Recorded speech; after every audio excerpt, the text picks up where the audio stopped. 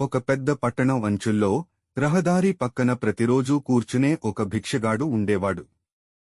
అతని పేరు రాము. రాము శరీరంగా బలంగా ఉన్నాడు. ఆరోగ్యంగా కనిపించేవాడు. కాని అతని కళ్లలో మాత్రం ఓటమి, అలసట, ఆశలేని జీవితం కనిపించేది. ప్రతి ఉదయం అతను ఒకే చోట కూర్చుని, అయ్యా, ఏమైనా ఇవ్వండి అని అడుగుతూ గడిపేవాడు. అదే మార్గంలో ప్రతిరోజూ ఒక ధనవంతుడు వెళ్లేవాడు. అతని పేరు రాజశేఖర్. అతను ఒక పెద్ద వ్యాపారి. అతని కళ్లలో తెలివి, హృదయంలో దయ ఉండేది. ఒకరోజు రాజశేఖర్ ఆగి రామును గమనించాడు. కొన్ని క్షణాలు ఆలోచించి అతడిని అడిగాడు, నువ్వు బలంగా ఉన్నావు, ఆరోగ్యంగా ఉన్నావు. అయితే ఎందుకు ఇలా బిచ్చం ఎత్తుకుంటున్నావు?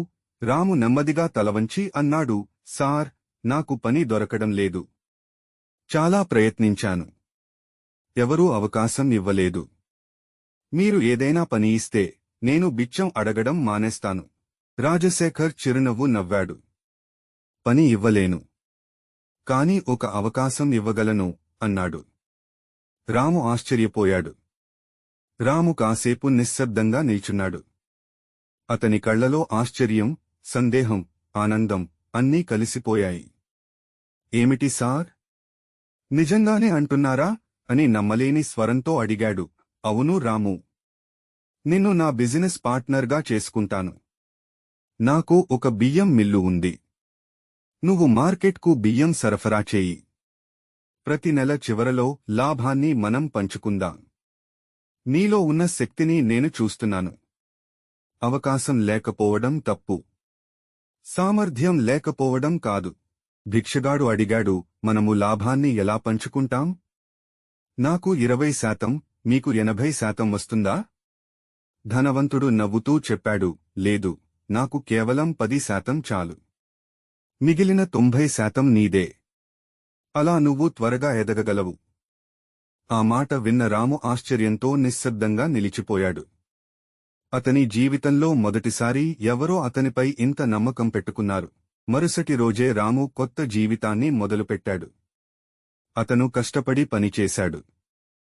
తెల్లవారుజామునే లేచి మార్కెట్కి వెళ్లి వ్యాపారుని కలుసుకుని మంచి నాణ్యత గల బియ్యాన్ని తక్కువ ధరకు అమ్మడం ప్రారంభించాడు.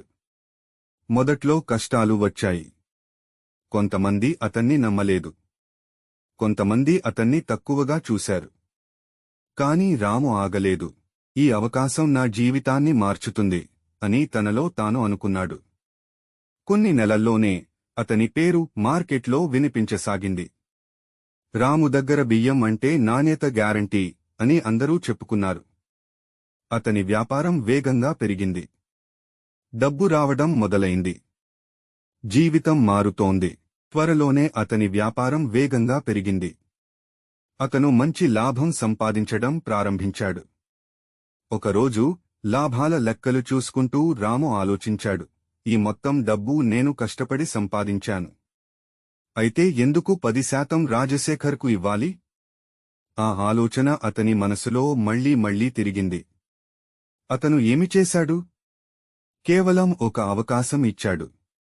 అసలు పని అంతా నేనే చేశాను. అయితే ఎందుకు 10% ధనవంతుడికి ఇవ్వాలి? లోభం అతని మనసును కమ్మేసింది. అది అతని జీవితాన్ని మళ్లీ తిరగరాసిన ఆలోచన. మరుసటి రోజు రాజశేఖర్ తన వాటా కోసం వచ్చాడు. రాము, ఈ నెల లాభం ఎలా ఉంది అని అడిగాడు. రాము కాస్త సంకోచించి చివరికి అబద్ధం చెప్పాడు. సార్, నాకు చాలా నష్టాలు వచ్చాయి. వచ్చిన లాభం కూడా ఖర్చులకు వెళ్లిపోయింది. ఏమీ మిగలలేదు. రాజశేఖర్ అతన్ని నిశ్శబ్దంగా చూశాడు. ఏమీ మాట్లాడలేదు. అతను అర్థం చేసుకున్నాడు, కాని ఏమీ అనకుండా నెమ్మదిగా వెళ్లిపోయాడు. రాము చాలా సంతోషపడ్డాడు. ఇక మొత్తం లాభం నాదే అని అనుకున్నాడు. అతను ఖర్చులు పెంచాడు. విలాసవంతమైన వస్తువులు కొనుగోలు చేశాడు. స్నేహితులతో ఆనందంగా గడిపాడు. కాని అతను ఒక విషయం మర్చిపోయాడు. వ్యాపారం నిలబడాలంటే క్రమశిక్షణ, నిజాయితీ అవసరం. అతను డబ్బును నిర్లక్ష్యంగా ఖర్చు చేయడం ప్రారంభించాడు. భవిష్యత్తు గురించి ఆలోచించకుండా జీవితాన్ని ఆస్వాదించాడు. కొంతకాలానికి అతని దగ్గర ఉన్న మొత్తం డబ్బు అయిపోయింది. చివరికి అతనికి పొదుపు కూడా లేకుండా, వ్యాపారం మీద శ్రద్ధ లేకుండా పోయింది. కొద్ది కాలానికి సమస్యలు మొదలయ్యాయి. బియ్యం నాణ్యత తగ్గింది. గ్రాహకులు తగ్గిపోయారు. పోటీదారులు పెరిగారు. రాము ఇవన్నీ గమనించలేదు. అతను ఇంకా ఖర్చులలో మునిగిపోయాడు. కొన్ని నెలల్లోనే అతని దగ్గర ఉన్న మొత్తం డబ్బు అయిపోయింది. వ్యాపారం కూడా కూలిపోయింది.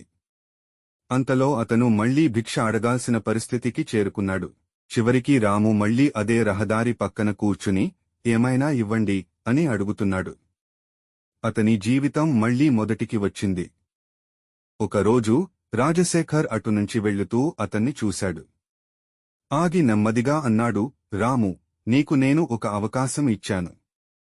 నువ్వు దాన్ని వృధా చేసుకున్నావు. కొద్దిసేపు ఆగి అతను కొనసాగించాడు, ధనవంతుడు, పేదవాడి మధ్య ఉన్న తేడా డబ్బులో కాదు, మనస్తత్వంలో ఉంది. ధనవంతుడు ఇలా ఆలోచిస్తాడు, నేను ఎదగాలి, నాతో పాటు ఇతరులు కూడా ఎదగాలి. పేదవాడు ఇలా ఆలోచిస్తాడు, ఏది వచ్చినాది నాదే కావాలి. రాము కళ్లలో నీళ్లు తిరిగాయి. అతనికి ఇప్పుడు అర్థమైంది, తనను పేదవాడిగా మార్చింది పరిస్థితులు కాదు, తన ఆలోచనలే. నిజాయితీ లేకుండా వచ్చిన విజయం నిలవదు. సహకారం లేకుండా ఎదుగుదల సాధ్యం కాదు. మనస్తత్వమే మన భవిష్యత్తును నిర్ణయిస్తుంది. ఈ వీడియో నచ్చితే లైక్ చేయండి, షేర్ చేయండి, సబ్స్క్రైబ్ చేయండి.